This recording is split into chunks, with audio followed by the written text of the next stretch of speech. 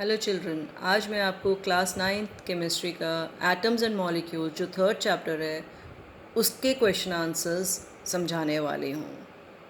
Because ये आपका chapter जो है अब 2nd सेमेस्टर में आने वाला है। So let's begin with this chapter, atoms and molecules. अगर आपको याद हो, matter is divided into two, that is pure substances and mixture. Matter क्या होता है? Anything that has mass and occupy space. And matter can be classified into two, pure substances and mixtures.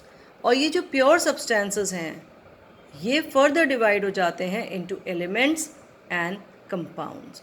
अब अगर elements और compounds में difference हम समझेंगे, जो last chapter में आप समझ चुके हैं, elements are made up of one kind of atom. इसलिए elements का smallest unit जो है वो हो जाता है atom. On the other hand, compounds क्या हैं? जब दो और मोर एलिमेंट्स कंबाइन करते हैं chemically in a fixed ratio by mass, तब बनता है एक कंपाउंड. तो कंपाउंड में एक एटम नहीं होता, हमेशा एक से ज़्यादा एटम होता है. Therefore it is called a molecule. Element को हम रिप्रेजेंट कर सकते हैं बाय अ सिंबल. आप देख रहे हैं नीचे, हाइड्रोजन, ऑक्सीजन. हाइड्रोजन का सिंबल होता है H, ऑक्सीजन का O, सल्फर का S, नाइट्रोजन का N एंड सो ऑन. हमारे पास 119 एलिमेंट्स हैं, सबके सिंबल्स होते हैं और उन्हीं 119 एलिमेंट्स से कंबाइन कर कर कंपाउंड बनते हैं. तो कंपाउंड 119 नहीं है, कंपाउंड तो थाउजेंड्स है. Thousands of compounds are present. For example, carbon dioxide. Why it is called a compound? Because it is made up of one atom of carbon and two atoms of oxygen. एक से ज़्यादा atoms हैं उसके अंदर, so it is called a molecule. Hydrogen और oxygen को हम जब कंबाइन करते हैं in a fix ratio by mass, तब वो बनता है water. Water is a compound and H2O अगर हमने लिख दिया तो that is one molecule of water. Is that clear? The smallest unit of a compound is a molecule. The smallest unit of an atom of an element is a atom. Now, in this chapter, you are studying about atoms and molecules and you are studying about two laws. तो सबसे पहला law है law of conservation of mass. Now that law of conservation of mass says mass can neither be created nor can be destroyed. That means mass of reactants is equal to the mass of product. अब ये mass of reactant मतलब reactant क्या होता है और product क्या होता है, देखिए इसको. अब हमने वाटर को कंपोज किया है, वाटर को हमने बनाना है तो हमको हाइड्रोजन लेनी है और ऑक्सीजन लेनी है. हाइड्रोजन एंड ऑक्सीजन दोनों रिएक्ट करेंगे, इसलिए ये दोनों कहलाते हैं रिएक्टेंट्स. और वाटर बन रहा है, so water is called a product. H2 is hydrogen का मॉलिक्यूल, O2 इज ऑक्सीजन का molecule.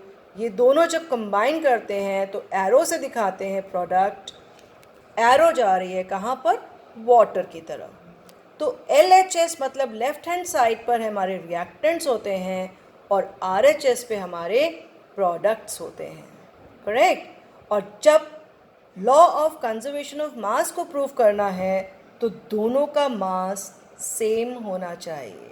That is the law of conservation of mass. Now your first answer on question which is on the page number 32.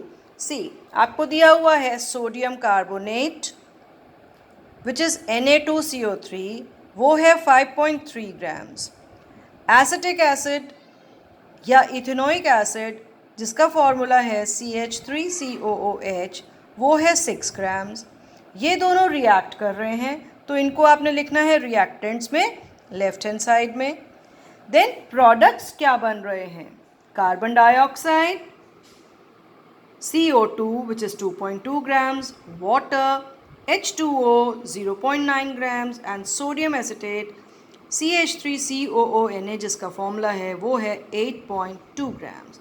अब क्या करना है आपको, दोनों तरफ add कर लीजिए, रिएक्टेंट्स का टोटल कर लीजिए और प्रोडक्ट्स का टोटल कर लीजिए। देखिए दोनों का मास जो आ रहा है 11.3 11.3।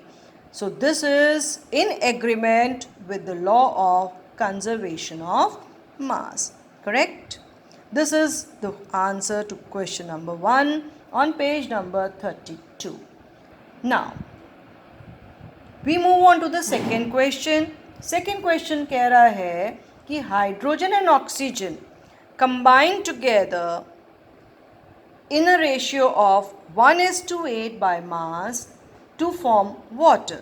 अभी मैंने दिखाया था आपको कि हाइड्रोजन और ऑक्सीजन कंबाइन करते हैं, लेकिन अब इसके लिए भी एक लॉ है which is known as law of definite proportion, law of constant proportions, जो बोलती है कि जब भी ये कंपाउंड बनेगा तो उसके जो कॉन्स्टिट्यूएंट एलिमेंट्स हैं उनका रेशियो बाय मास हमेशा हमेशा फिक्स्ड रहेगा। मतलब अगर वाटर बन रहा है तो वाटर में भी रेशियो हाइड्रोजन और ऑक्सीजन का फिक्स होगा। अगर कार्बन डाइऑक्साइड बन रही है तो उसमें कार्बन और ऑक्सीजन का रेशियो फिक्स होगा। कोई भी कंपाउंड बन रहा है तो उसके एलिमेंट्स का रेशियो हमेशा फिक्स्ड होता है। According to law of definite proportions, when a compound is formed, its constituents always combine chemically in a fixed ratio by mass.